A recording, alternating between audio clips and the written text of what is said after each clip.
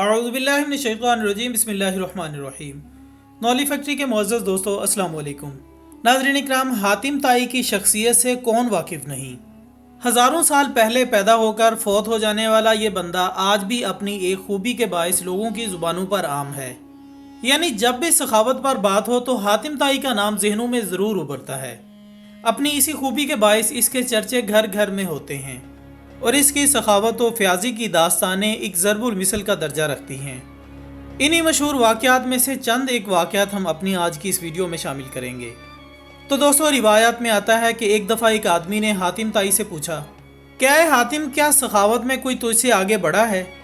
یعنی اس شخص نے پوچھنا چاہا کہ دنیا میں کوئی ایسا بندہ موجود ہے جو حاتم طائی کو اس کی زندگی میں ملا ہو اور اس نے حاتم سے بڑھ کر سخاوت کا مظاہرہ کیا ہو۔ تو دوستو، جب حاتم طائی نے اس سوال کا جواب ہاں میں دیا تو سائل حیران ہو گیا اور تذبذب کا شکار ہو گیا کہ آخر ایسا کون سا بندہ ہو سکتا ہے جس نے سخاوت میں حاتم طائی کو بھی پیچھے چھوڑ دیا ہو۔ سائل ابھی اسی کشمکش میں تھا کہ حاتم طائی نے اپنے جواب کی وضاحت کرتے ہوئے کہا کہ یہ سچ ہے کہ مجھ سے بڑھ کر بھی ایک سخی مجھے ملا، اور سب سے بڑی بات یہ کہ وہ قبیلہ طے کا ایک یتیم بچہ تھا۔ اس کا قصہ کچھ یوں ہے کہ ایک سفر کے دوران مجھے بہت رات ہو گئی اور ہر جانب تاریکی چھا گئی، تو میں اسی یتیم بچے کے گھر رات بسر کرنے کے ارادے سے رکا۔ اس بچے کے پاس 10 بکریاں تھیں، اس نے ایک ذبح کی، اس کا گوشت تیار کیا اور کھانے کے لیے مجھے پیش کر دیا۔ اس نے کھانے کے لیے مجھے جو چیزیں دیں ان میں بکری کا مغز بھی تھا۔ میں نے اسے کھایا تو مجھے بہت پسند آیا، تو میں نے بے اختیار یہ کہہ دیا کہ واہ، اس مغز کا کیا ہی خوب ذائقہ ہے۔ یہ سننا ہی تھا کہ وہ یتیم بچہ فوراً باہر نکل گیا اور میرے علم میں لائے بغیر ایک ایک کر کے تمام بکریاں اس نے ذبح کر ڈالیں اور سب کے مغز مجھے پیش کر دیے۔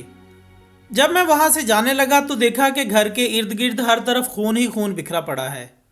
میں نے جب پوچھا تو مجھے پتا چلا کہ اس نے تمام بکریاں ذبح کر ڈالی ہیں۔ جب میں نے وجہ پوچھی تو اس نے نہایت بے نیازی سے کہا کہ آپ کو میری کوئی چیز اچھی لگے اور میں اس میں بخل کروں، یہ عربوں کے لیے بدترین گالی ہے۔ یہ سب وضاحت سننے کے بعد سائل نے دوبارہ پوچھا کہ ظاہر ہے آپ بھی کسی کو نوازے بغیر نہیں رہتے، تو بدلے میں آپ نے اسے کیا دیا؟ تو حاتم نے بتایا کہ اس نے بدلے کے طور پر اس یتیم بچے کو 300 سرخ اونٹنیاں اور 500 بکریاں دیں۔ اب کی بار سائل اور بھی حیران ہوا کہ اس سارے واقعے سے تو سخاوت پھر بھی آپ کی زیادہ جھلک رہی ہے، یعنی کہ پھر بھی آپ اس سے بڑے سخی ہوئے۔ تو اس پر حاتم طائی نے جواب دیا کہ نہیں، وہ مجھ سے زیادہ سخی ہے، کیونکہ اس نے اپنا سب کچھ لٹا کر سخاوت کی، جبکہ میں نے اپنے بہت سے مال سے تھوڑا سا خرچ کر کے سخاوت کی۔ خواتین و حضرات، اسی طرح تاریخ کے مطابق ایک اور واقعہ جسے بڑی شہرت حاصل ہوئی وہ یہ ہے کہ ایک بار کسی نے حاتم طائی سے پوچھا کہ اے حاتم، کیا کبھی ایسا ہوا کہ کسی نے آپ سے کوئی چیز مانگی ہو اور آپ نہ دے سکے ہوں؟ حاتم طائی نے کہا کہ ہاں، ایسا بھی ایک بار ہوا ہے، مجھ سے کسی نے سوال کیا اور میں اس کا سوال پورا نہ کر سکا۔ اور وہ واقعہ کچھ اس طرح ہے کہ ایک بار رات کافی ہو چکی تھی، میرے گھر کچھ مہمان آئے، سبھی اجنبی تھے۔ میرے پاس اس وقت کوئی جانور یعنی اونٹ بکری وغیرہ نہیں تھی۔ میں نے سفید رنگ کا اپنا پیارا گھوڑا ذبح کر کے ان کی خدمت میں رکھا، لیکن جیسے ہی صبح ہوئی تو ان مہمانوں نے کہا کہ ہم نے سنا ہے کہ آپ بہت سخی ہیں، ہمیں پتہ چلا ہے کہ آپ کا سفید رنگ کا گھوڑا آپ کو بہت محبوب ہے، وہ ہمیں پسند تھا، تو کیا آپ ہمیں وہ گھوڑا دے سکتے ہیں؟